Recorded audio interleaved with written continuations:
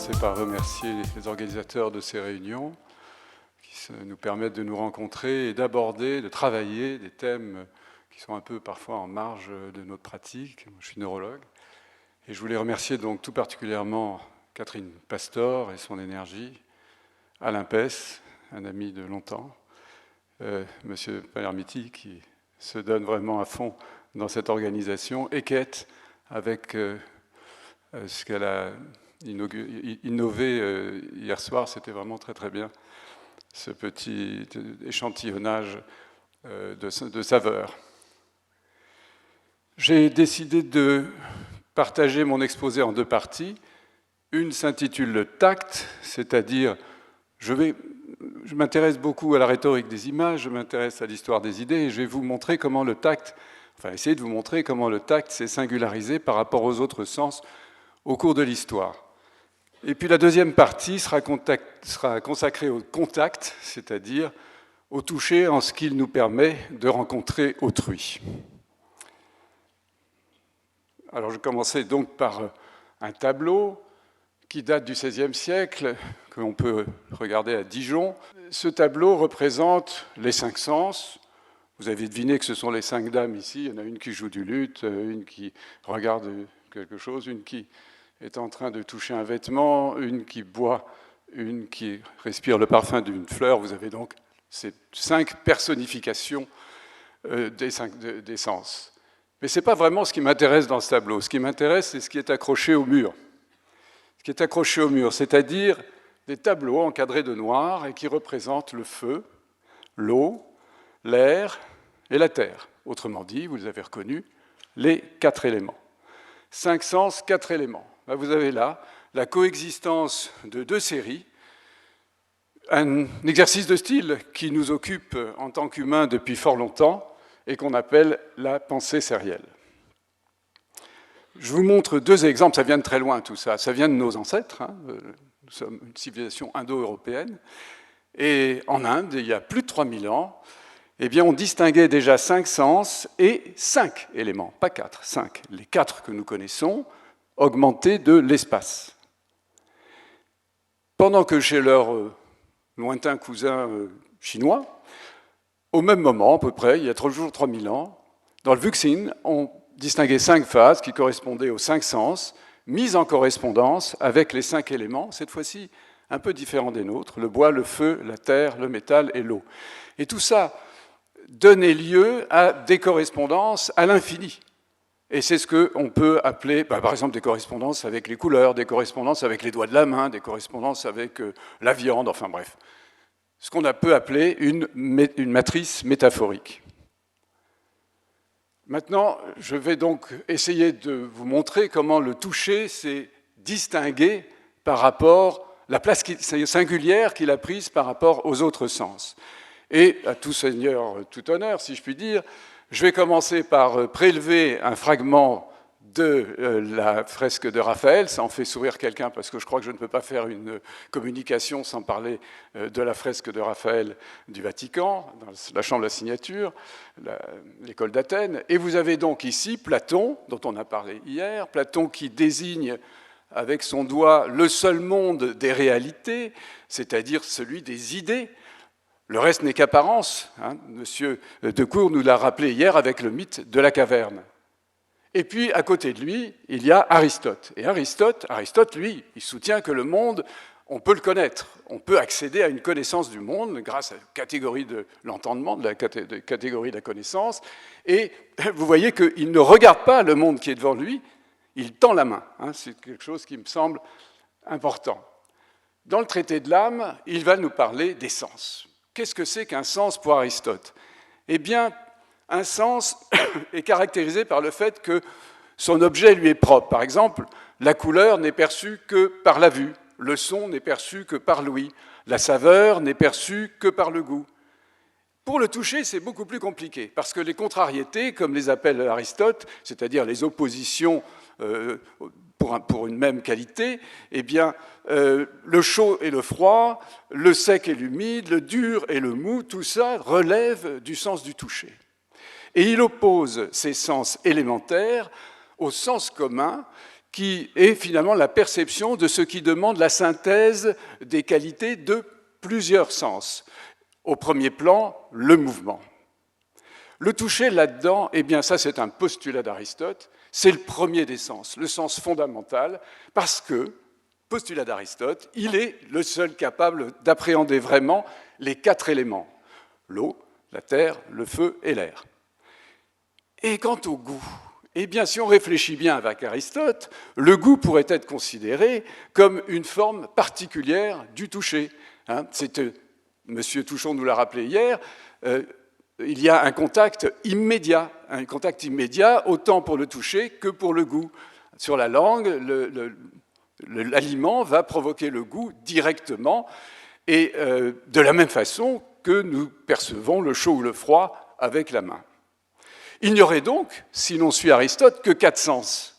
Et vous imaginez comme ça fait, ça fait les affaires des sérialistes, de ceux qui pensent par 4, en l'occurrence. C'est-à-dire qu'on va générer, exactement comme on a généré une matrice métaphorique à partir des 5 éléments chinois, eh bien on va avoir une matrice métaphorique à partir des 4 éléments chinois et des 4 européens et des quatre sens.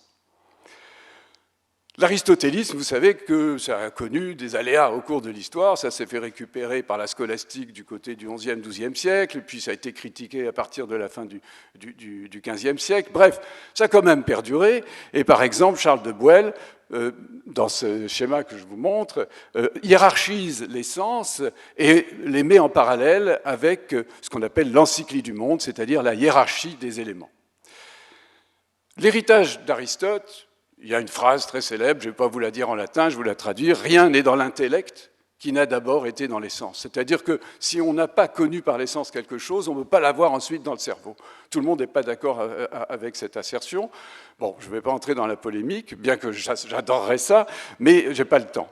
Je vais plutôt commenter cette illustration d'une étude critique d'Aristote qui est parue à la fin du XVe siècle, et vous voyez ce schéma. Eh bien, regardons-le de plus près. Vous voyez que la cloche produit le son qui est entendu par l'oreille. Vous avez la fleur qui produit le parfum qui est ressenti par le nez. Vous avez le goût qui vient du breuvage qui est présenté à la langue. Mais pour le toucher, eh bien, regardez ce qui se passe. On fait appel à 2 exemples. L'un, c'est la main qui se brûle sur un feu. Et d'autre part, vous avez une morsure de serpent. C'est-à-dire que la connotation du toucher est d'emblée, dans notre histoire, liée à une idée de douleur. Elle est en fait péjorative. Et ça a été traité de manière beaucoup plus brillante et beaucoup plus agréable, par exemple par le second fils de Peter Bruegel, Jan Bruegel de Velours, qui a fait une série magnifique d'allégories des 5 sens. Alors, ce n'est pas le propos que je vous montre les autres, je vous montre simplement celle du toucher. Et vous voyez que sur ce tableau, tout n'est que lance, arquebuse, arbalète, il y a même une scie quelque part. Et puis, ça c'est pour attaquer, blesser la peau, l'organe peau. Et puis, d'un autre côté, vous avez tout ce qu'il faut pour la protéger, c'est-à-dire des cuirasses, des armures, des casques, des aumes. Même sur les parois de cette espèce de caverne sont accrochés des tableaux de carnage. Seul havre de paix, le tapis avec ce couple un petit peu curieux. Bon, on ne va pas tarder à comprendre qu'il s'agit d'Aphrodite et de son fils Eros, donc ça sent peut-être un petit peu le soufre. Et la présence d'Eros dans ce tableau, eh bien, elle n'est pas liée au hasard. Pourquoi? Parce que Eros est tout simplement le fils d'Arès, le dieu de la guerre. Tout simplement.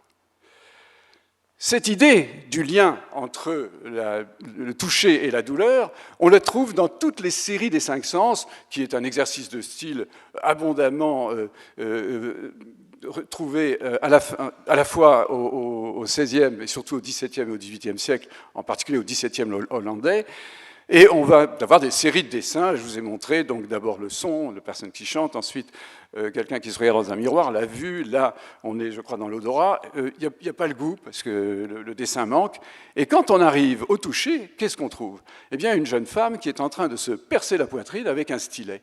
Ça n'est autre qu'une allusion à ce qu'on appelle un topoi, c'est-à-dire un lieu commun hein, de la peinture classique. Là, vous voyez le tactus, c'est une autre variété avec une femme qui se perce le sein avec un stylet, et c'est une allusion au topoi dont je vous parlais, c'est-à-dire le suicide de Lucrèce après son viol. Donc un climat de violence hein, lié au toucher. Et même Descartes qui vit en Hollande pendant la première partie du XVIIe siècle, et qui écrit en Hollande, qui écrit son traité de l'homme en particulier, et quand il s'agit d'évoquer la sensation, qu'est-ce qu'il choisit comme exemple? Un enfant en train de se brûler. En voici une deuxième version. Là, c'était la main tout à l'heure. Maintenant, c'est le pied. Je ne vais pas parler de toute la philosophie physiologique de Descartes, mais je vais insister sur 2 points. D'abord, le premier chapitre du traité de la lumière, dans lequel il entend faire la différence entre nos sentiments et les choses qui les produisent.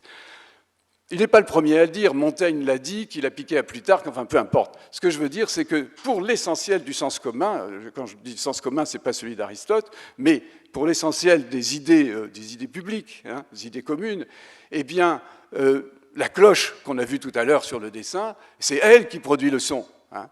Il n'y a pas de différence entre le mouvement de la cloche et le son. En fait, ce que nous dit et veut ce dont veut nous convaincre Descartes, c'est qu'il y a une différence radicale entre l'objet qui produit la sensation et ce que nous ressentons. Et là, il prend un exemple emprunté, à quel sens? Au toucher. On passe doucement une plume sur les lèvres d'un enfant qui s'endort et il sent qu'on le chatouille. Pensez-vous que l'idée de chatouillement qu'il conçoit ressemble à quelque chose de ce qui est en cette plume? Réfléchissez à cela. Vous êtes les yeux fermés, on passe quelque chose sur votre visage. Comment pouvez-vous deviner l'objet qui est passé sur votre visage? C'est assez difficile. Hein. Donc, la deuxième idée de Descartes, c'est de ramener tous les sens au toucher. Parce que, vous le savez, hein, Descartes est un mécaniste, et par exemple, le son, ce n'est pas autre chose pour lui qu'un certain tremblement d'air, d'ailleurs M. Guettin nous l'a parfaitement rappelé hier, qui vient frapper nos oreilles. Hein. Pour la vue, eh bien, nous déterminons la position d'un objet par les yeux, par la convergence des yeux, exactement comme si nous étions aveugles, nous déterminerions sa position à l'aide de 2 bâtons. L'attouchement, c'est le terme qu'il utilise, est celui de nos sens que l'on estime le moins trompeur et le plus assuré. Parce que vous le savez bien, Descartes soutient mordicus que les sens nous trompent. Le toucher est celui des sens sur lequel on peut se reposer au mieux. Il n'est pas le seul à le penser, c'est depuis un moment. Et le Caravage l'illustre magnifiquement. Vous voyez ici saint Thomas qui rencontre le Christ qui est ressuscité, et saint Thomas n'en croit pas ses yeux au sens propre. Et qu'est-ce qu'il fait pour être sûr de ce qu'il voit? Eh bien, il touche la plaie que le Christ porte à son côté et qui est le témoignage qu'il a bien été blessé à mort, etc. Donc vous voyez que le toucher venant au secours de la vue, c'est une idée bien ancienne. Maintenant que je vous ai parlé de la mise en série des 5 sens et des 4 éléments dans notre tradition occidentale, je vais vous parler d'une mise en série des 5 sens et des 7 vices, dont M. Touchon a déjà parlé hier pour insister sur le fait qu'on est quand même dans une civilisation quand même un petit peu rude, hein, qui assimile au sens le vice, le péché. Et je vais me servir d'une illustration qui date de la deuxième moitié du XIIe siècle, vous voyez, là aussi ça ne date pas d'hier, et vous avez dans la partie inférieure un démon qui attire à lui un damné par 7 filets qui sont les 7 péchés capitaux. Et puis, dans la partie supérieure, vous avez le Christ qui attire à lui un élu par les 7 vertus, les 3 vertus théologales, hein, la foi, l'espérance et la charité, et puis les 4 dont je ne me rappelle jamais, les cardinales, justice, courage, prudence et modération. Sans doute parce que je ne les applique guère. Et alors, pour accéder à ce choix entre la damnation et l'élection, hein, eh bien, il y a une drôle d'échelle, une échelle qui ressemble aussi à une roue, dont les barreaux ne sont autres que les sens, la vision en bas, puis l'audition, puis le goût, puis l'odorat, et puis celle qui m'intéresse, le tactus, le toucher. Et vous voyez comme elle donne lieu à un embranchement tout à fait asymétrique, un qui vous précipite volontiers vers les enfers, et un tout petit ténu au-dessus qui éventuellement vous permet d'accéder au paradis. Cette idée que le toucher est de tous les sens celui qui nous rapproche le plus du vice absolu, eh bien, on la voit illustrée dans ces fameuses séries des 5 sens dont je vous parlais tout à l'heure et qui ont abondé, en particulier pendant le siècle d'or hollandais et avant eux, déjà chez les Flamands. Voici par exemple un monsieur qui courtise une dame. Il lui montre comme elle est belle dans un miroir, la vue. Ils font de la musique ensemble, l'audition. Et ensuite, on respire le parfum des fleurs, l'odorat. Et puis, alors là, on passe aux choses sérieuses. La coupe, qui on imagine remplie, non pas d'eau, mais de quelques boissons alcoolisées, histoire d'enivrer la dame. Et la dernière, à la fin, bien sûr, la dame succombe. Hein, l'embrassement, embrasement et embrassement des sens. La dégringolade, quoi. Je vous montre une autre série à toute vitesse. C'est exactement le même principe, mais ce qui m'intéresse, c'est le dernier. Vous voyez ici cette pauvre femme sur le point de succomber au tentateur. Le lit est vraiment juste à côté. Et puis, il y a cet oiseau qui regarde. Au début, je pensais que c'était un faucon sur la tête duquel on avait mis un capuchon pour qu'il ne voit rien. En réalité, ce n'est pas du tout ça. C'est un perroquet qui voit tout et qui, à mon avis, va en raconter au personnage qui arrive par le fond et qui est sans doute le mari de cette dame. Voici une autre allégorie du toucher, toujours par une école flamande, avec l'oiseau, hein, l'oiseau qui est un attribut de ce sens. Et je vous montre quelques gravures, là toujours un oiseau, avec d'autres animaux, ici une araignée, hein, vous imaginez les petites pattes de l'araignée, le toucher de l'araignée sur sa toile, et puis vous avez celle-ci encore plus complexe avec l'oiseau, l'araignée, et puis un animal qui est quand même un rat de terre, hein, et qui est la tortue. En fait, qu'est-ce que ça nous dit, tout ce que je viens de vous raconter? Ça nous dit la proximité du toucher avec quelque chose qui a été, finalement, qui a fondé l'humanité pendant très longtemps, et il y a encore des gens pour le soutenir, c'est l'animalité. L'animalité en tant que domaine, évidemment, du diable. Une autre occurrence du toucher, je vous la montre dans cette série des 5 sens. Vous avez donc un musicien, vous avez un peintre, vous avez un fumeur de pipe, l'odorat, vous avez un buveur, le goût, et vous avez le toucher. Et le toucher, il est représenté par quoi? Par qui? Par un aveugle avec son bâton. Cette idée que le toucher peut remplacer la vision, on l'avait déjà évoqué avec Descartes, n'est-ce pas? Eh bien, on la retrouve ici illustrée, et je vous montre 2 tableaux magnifiques de José de Ribera pour vous montrer qu'il n'y a pas que les gens du Nord qui pensent comme ça. Et ça s'appelle le toucher, ce sont 2 allégories qui sont distantes d'environ 20 ans, et dans les 2 cas, il s'agit d'un aveugle qui accède au beau par la palpation d'un buste. Tout ça m'a fait penser, avec les jardins dont a parlé Madame Jonvaux hier, les jardins thérapeutiques, à des jardins que certains d'entre vous ont certainement connus, qui sont les jardins zen. Et à Kyoto, il y a plein de jardins zen, j'en ai vu des dizaines, c'est un tout petit échantillonnage par rapport à l'ensemble des jardins qu'il y a dans cette ville. Et dans un de ces jardins zen, qui, comme vous le savez, sont une mise en scène des éléments à la japonaise, hein, offerts au sens essentiellement de la vue, et c'est peut-être pas thérapeutique au sens où nous l'entendons, mais enfin, c'est fait pour qu'on s'y sente bien, hein, et puis qu'on accède à une sorte de méditation.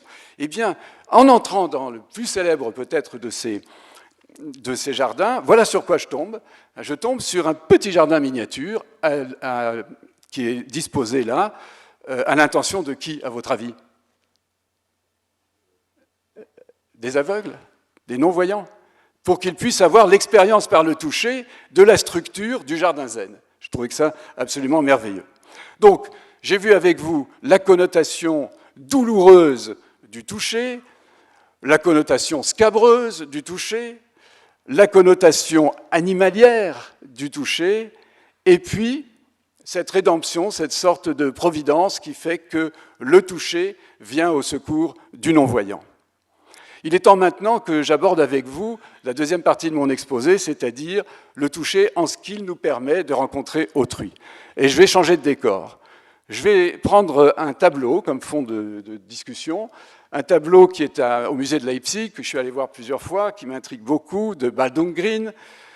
C'est un tableau donc, qui est de 1544 et qui représente les 7 âges de la femme. Alors, je m'en suis beaucoup servi pour illustrer des propos sur l'inéluctabilité du vieillissement, son acceptation, etc. Jusqu'à ce que vous me donniez l'occasion de réfléchir de nouveau à ce tableau. Alors, je vais prendre d'abord cette petite fille là, qui est au premier plan. Cette petite fille tient un collier. Et ça me permet d'introduire un premier concept contemporain, cette fois-ci, je quitte l'histoire, c'est le sens haptique. Alors certains d'entre vous savent certainement ce que c'est que le sens haptique, peut-être certains d'entre vous ne le connaissent pas, et je vais essayer de vous expliquer ce que c'est. Si je pose sur ma main un objet, comme ça, les yeux fermés, je vais sentir s'il est lourd ou s'il est léger, oui. Je vais sentir s'il est chaud ou s'il est froid, d'accord. S'il est sec ou s'il est humide, bien sûr. Mais identifier ce qu'on me pose dans la main sans rien de plus, sans que je puisse le regarder, c'est quasiment impossible. En fait, pour que je l'identifie, il faut que je puisse le toucher. Et là, il faut que je vous parle d'un personnage qui s'appelle Magendie, qui est un pionnier de la neurologie et de la neurophysiologie française, et qui, en 1836, écrivait « Les sensations sont le résultat de l'action des organes et par conséquent essentiellement actives. » Cette phrase, elle m'a marqué parce que j'ai un maître, Jacques Barbizet, auquel je rends hommage à cette occasion, qui me l'a dit, qui me l'a seriné et qui m'a littéralement imprégné cette notion que la sensation n'est pas un phénomène passif, sauf exception. Même poser la main comme ça, c'est déjà un geste, et que tout est action. Je ne suis pas le seul à le dire, ça se dit depuis très longtemps, mais Magendie est celui qui l'a posé avec Flourens le premier. Et le sens haptique, c'est rien d'autre que ça. C'est rien d'autre que le fait de prendre un objet et pour examiner sa texture, de faire ce mouvement, sa consistance d'appuyer, sa chaleur de l'explorer par un tact, comme ça, de son poids de le sous-peser, sa forme générale cylindrique, dans l'occurrence, de l'apprécier en enveloppant par la main l'objet, et sa forme exacte, eh bien, en suivant les contours. Hier, on a parlé d'un certain contour, hein, d'un doigt qui traçait des contours. Ce n'est pas du tout ce dont je veux parler, moi. Hein.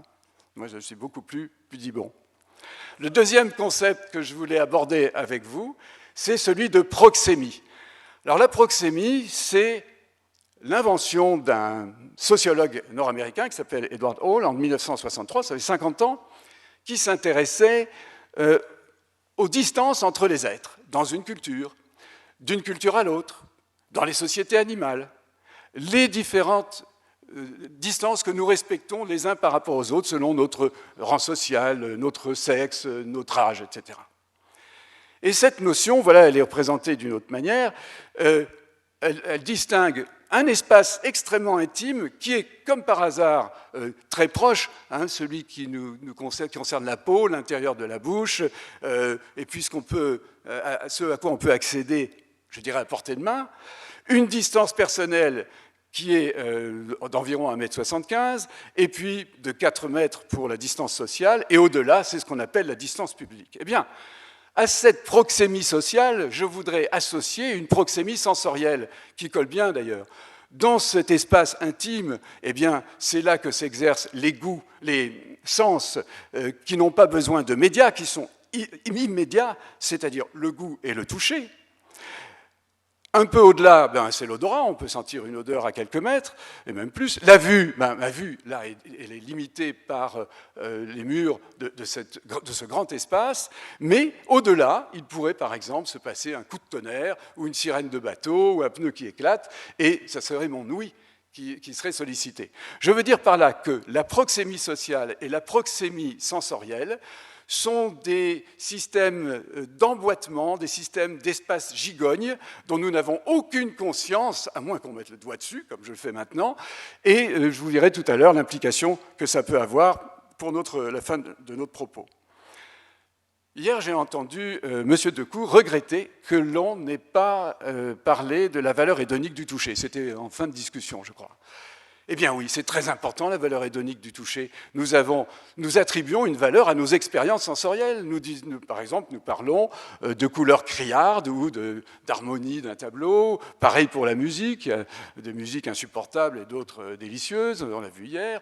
Vous avez des goûts, des odeurs nauséabondes et d'autres, au contraire, qui nous enchantent.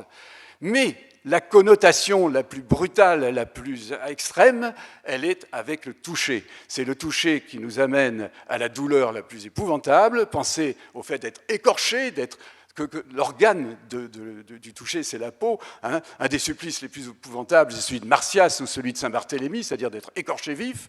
Et puis, pensez, ou d'être brûlé, ça revient au même. Et puis, vous avez d'un autre côté le plaisir le plus extrême, hein, qui vient aussi quand même du toucher. Alors certains vont me dire, oui, la musique c'est mieux. Bon, on ne va pas discuter de ça. Cette valeur hédonique, ça a été l'objet d'études. L'objet d'études en particulier de deux collaborateurs, l'un suédois et l'autre anglais, Olson et Westberg, qui ont publié sur les projections de fibres tactiles non myélinisées sur un morceau de cerveau très particulier qu'on appelle l'insula. Alors l'insula, ça fait 2 siècles et 3 ans qu'on sait qu'elle existe, elle a été découverte par M. Rayl, et cette insula, moi mon patron était fou de l'insula, il parlait de l'insula tous les jours, c'est un lobe qui est enfoui dans les profondeurs d'une vallée qu'on appelle la vallée sylvienne, pour les gens qui ne sont pas anatomistes, je ne sais pas si ça vous dit quelque chose, et il faut écarter les lèvres de cette vallée, et au fond, vous avez l'insula et ses mystères. Et l'insula, maintenant, de nos jours, grâce à l'imagerie fonctionnelle, etc., on peut l'explorer. Et elle apparaît comme un carrefour essentiel, et notamment dans l'attribution et l'amplification d'une connotation de plaisir ou au contraire de douleur à une expérience vécue. C'est également une région multimodale où convergent des fibres venant de tous les cortex sensoriels. C'est également une structure qui est liée intimement avec le système limbique qui est, comme vous le savez sans doute, le système impliqué dans la génération et la régulation des émotions, dont on a beaucoup parlé hier. Et très récemment, la même équipe dont je parlais, le suédois et le liverpoolien, ont publié sur le codage du toucher agréable par des fibres non myélinisées toujours. Et d'où viennent ces sensations agréables provoquées par le toucher? Eh bien, je vous le donne en mille. Vous savez qu'on ne peut pas chatouiller soi-même. C'est impossible, hein. Enfin, je pense que personne, ou alors il y a un mutant peut-être parmi nous, mais on ne peut pas se chatouiller soi-même. En revanche, je ne vous invite pas à le faire tout de suite, mais vous pouvez vous provoquer vous-même une sensation très agréable en effleurant votre peau, en effleurant en fait le duvet, ou les poils quand on est bien velu, qui couvrent notre peau, the hairy skin. Pardon. Alors, je vous ai parlé de la connotation hédonique, et quand il y a du plaisir, il n'y a pas loin du plaisir au pouvoir. Et je vais vous parler du pouvoir du touchant, et puis, en corollaire, du besoin du toucher. Alors, il faut que je vous parle d'abord de la thaumaturgie, c'est-à-dire le soin par le toucher. Alors, bien sûr, les antiques massages, encore que la profession de massothérapeute soit quelque chose de tout à fait récent dans notre civilisation, hein, c'est dans notre société, c'est fin du 19e, deuxième partie du 19e. Mais l'idée du massage est une idée très ancienne, et vous voyez là Asclépios en train de masser quelqu'un.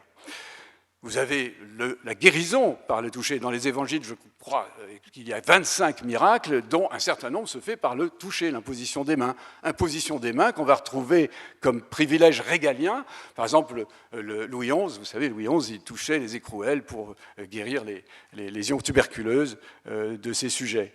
Et puis il y a le bon vieux rebouteux, hein, qui va imposer les mains et guérir, on l'espère, soulager en tout cas, ce malheureux qui semble avoir bien mal à la tête.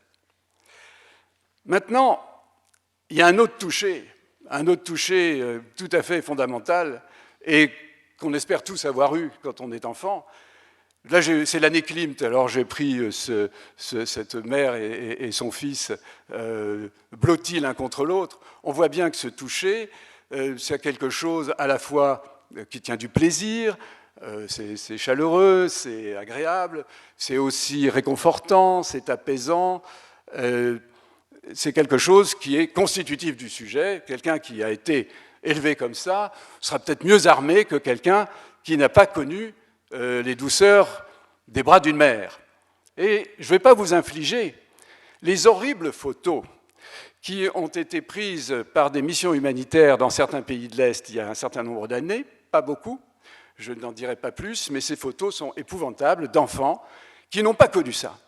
C'est des orphelinats avec des gosses qui sont dans des états lamentables, à la fois psychiques et physiques.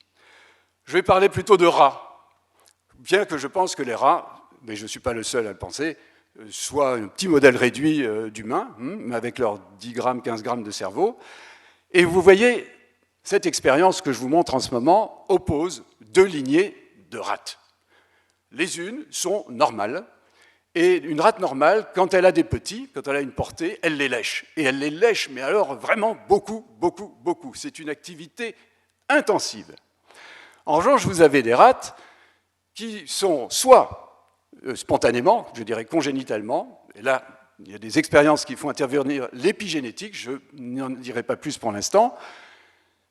Ces rats qui sont effrayés, qui n'ont pas de contact vraiment avec leurs petits, qui ne les lèchent pas, on peut aussi les fabriquer en les stressant.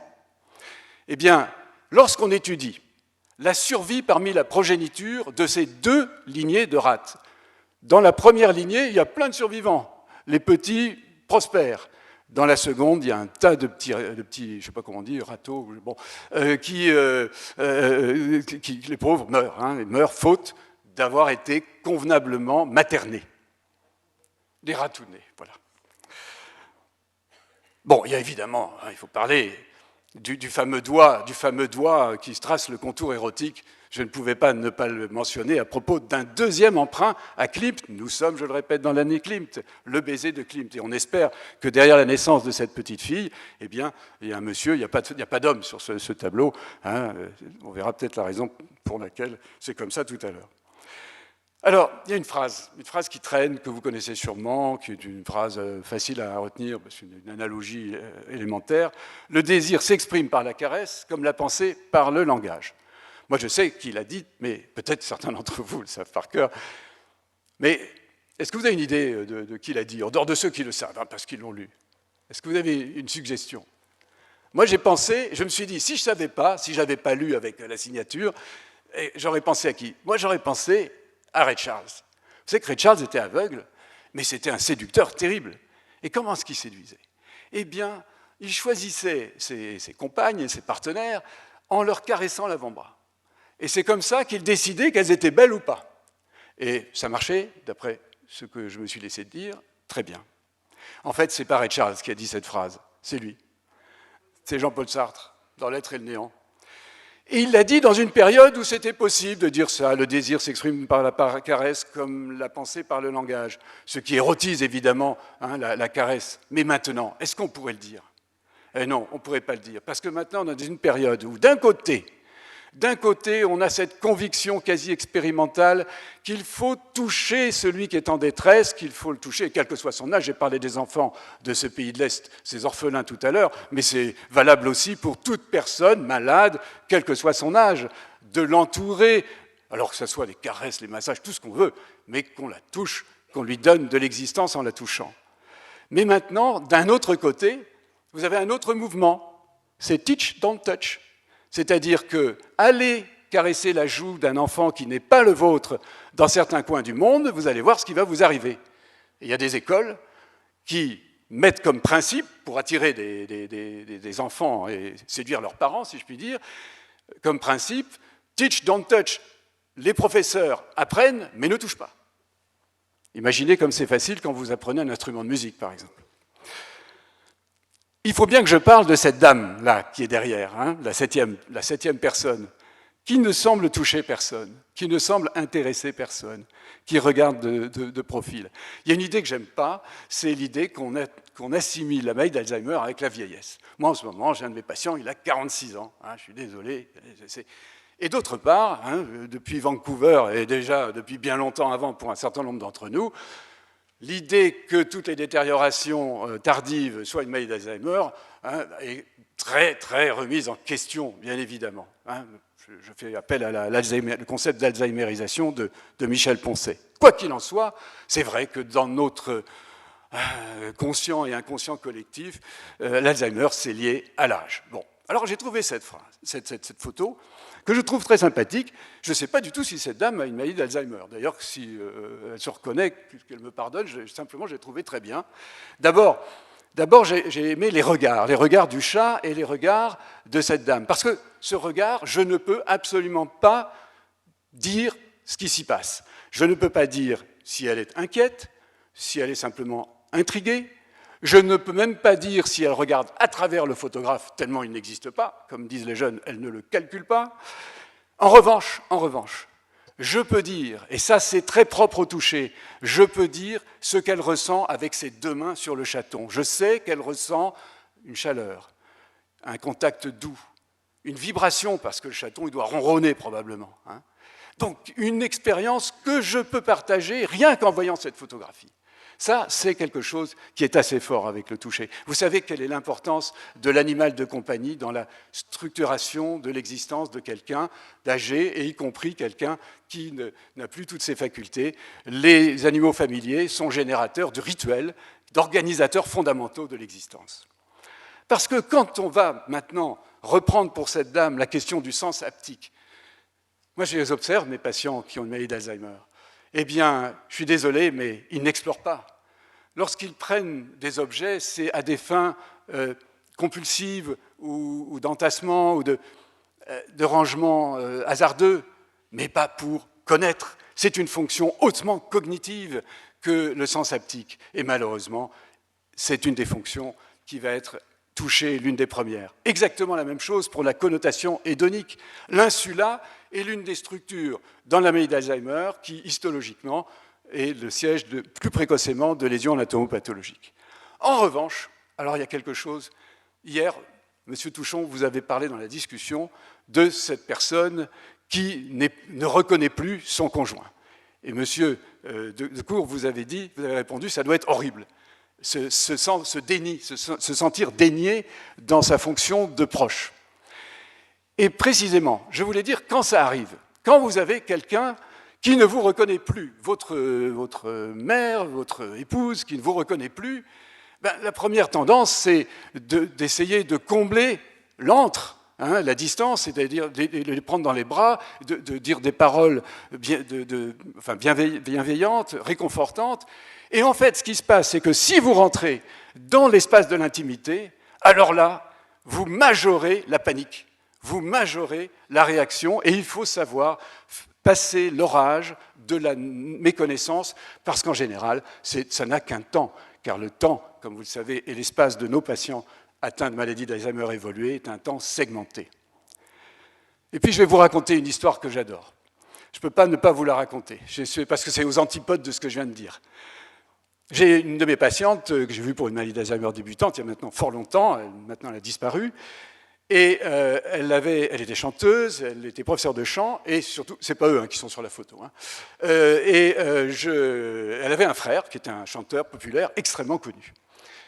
Et son mari, le beau-frère du chanteur, une fois qu'il a compris ce qu'avait son épouse, eh bien, tous les jours, comme un rituel, à peu près à la même heure, il mettait une cassette des morceaux, des chansons que vous connaissez tous de ce chanteur, et puis il dansait avec sa femme.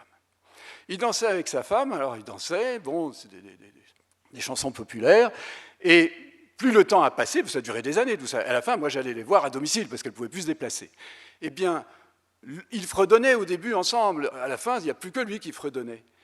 La danse était de plus en plus élémentaire, mais ce contact est resté jusqu'au bout. Et je trouve que c'est un formidable cadeau que ce monsieur, que je continue à voir, et qui est très âgé maintenant, a offert à son épouse. C'est vraiment un témoignage d'amour extraordinaire. Et là, je vais prendre une phrase de Sartre que je ne vais pas brûler. La caresse recrée l'être qu'elle caresse. Ça, je trouve que c'est une phrase merveilleuse. Je vais conclure maintenant. Je ne vous ai pas parlé de la peau. Pourquoi? Parce que la peau, il y a des dizaines de récepteurs et autant. L'organe peau, ce n'est pas le sens du toucher. Le sens du toucher est beaucoup plus complexe. Il fait appel à des tas de modalités et on en aurait eu pour jusqu'à demain matin. Ce n'est pas en plus très intéressant, à mon avis. Il est plus intéressant de parler du toucher en situation. Alors, il y a quelqu'un qui a écrit sur le toucher quelques phrases, quelques pages dans sa thèse Totalité et Infini. Je ne vous dis pas le pensum que c'est de le lire. Emmanuel Levinas, c'est un philosophe à la fois hyper sympathique, il a une histoire extraordinaire, on ne peut avoir que de la sympathie pour un homme pareil, et de l'admiration. Hein. C'est un humaniste comme le XXe siècle en a produit. C'est un des grands fondateurs de l'éthique moderne. Hein. Donc, il est incontournable d'un point de vue philosophique, mais il est quand même, il a un côté phénoménologique qui est extrêmement ardu, extrêmement difficile. Hier, j'entendais parler de Derrida. Je pense que tous les deux, hein, si vous voulez vraiment vous payer un mois de surchauffe intellectuel, vous lisez ces deux auteurs et ça devrait marcher. Alors, Lévinas, il a des phrases comme ça, sur toute chose à partir du visage et de la peau humain, s'étend la tendresse. Donc vous avez tout, vous avez l'humanisme, vous avez l'éthique. Dans une phrase, vous sentez déjà le bonhomme. Alors une phrase que j'aime beaucoup, c'est « La caresse, sans projet ni plan, n'est en quête d'aucun savoir ». Vous savez, nous, on est des neurologues, on touche les gens, on n'arrête pas de les toucher, de les palper, etc. Et c'est vrai qu'on les réifie, hein, on en fait des objets, ce temps-là, c'est pas vrai, hein, j'aime pas cette caricature, mais enfin bon, on nous le dit. Hein. Alors là, la caresse, elle n'aurait, dans l'esprit de Lévinas, un peu, pas nigo, c'est tout sauf un nigo, mais un peu quand même, hein, il oublie le tourisme sexuel en Thaïlande, hein, sans projet ni plan, n'est en quête d'aucun savoir. Ouais, bon, d'accord, on peut admettre ça. Je vais vous lire un commentaire de Lévinas, parce que souvent, vous savez, pour lire quelqu'un qui est extrêmement ardu, eh bien, il faut un intermédiaire, il faut un intercesseur, et cet intercesseur, madame, vous le connaissez très bien, c'est Pierre Lecause. Hein, que vous aimez énormément. Et c'est un philosophe de Marseille qui s'intéresse beaucoup aux choses de la médecine et à l'éthique. Par la caresse, je dis silencieusement à celui que je touche qu'il n'est pas une chose qui s'offre à ma merci, confère le tourisme sexuel, que je ne me rapporte pas à lui comme un matériau d'observation qui se laisserait décortiquer, confère la table d'anatomie où on dissèque le corps. Hein. C'est assez beau, hein, c'est assez sympathique.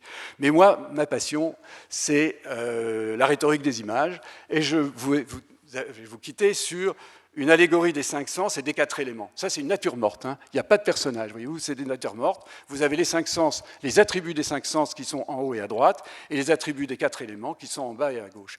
Ce monde métaphorique me passionne parce que c'est le monde des enfants, et c'est aussi le monde des gens qui retournent d'une certaine manière vers des états, on peut dire régressifs, peu importe, mais enfin des états qui sont proches de l'enfance. Et je me suis beaucoup intéressé aux travaux d'une équipe de l'Université de Turin qui a travaillé sur la compréhension des métaphores dans la maladie d'Alzheimer. En fait, si vous présentez à des gens qui ont une maladie d'Alzheimer des métaphores très conventionnelles, qui font partie de notre langage commun, de nos expressions communes, de nos idiomes, eh bien, ça marche. Hein, ils les comprennent, pas trop mal. Mais si vous inventez de nouvelles métaphores, alors là, ça ne marche plus du tout, vous les perdez. C'est-à-dire que la poésie, qui est l'invention de nouvelles métaphores, eh bien, vous pouvez la garder en deçà du langage, hein, dans cette mise en conjonction des sens et des éléments. Voilà, je voulais vous remercier tous d'abord de m'avoir écouté jusqu'au bout, et deuxièmement, de m'avoir permis de comprendre que ce tableau qui m'intrigue au bas mot depuis une vingtaine d'années, que je suis allé voir plusieurs fois, j'ai compris ce que c'était. J'ai compris ce que c'était, et vous aussi, vous pouvez comprendre ce que c'est. Vous voyez cet oiseau? Qu'est-ce que c'est l'oiseau? Nous l'avons vu tout à l'heure. Hein, c'est l'attribut du toucher. En fait, les 7 âges de la femme sont aussi une allégorie du toucher. Je vous remercie de votre attention.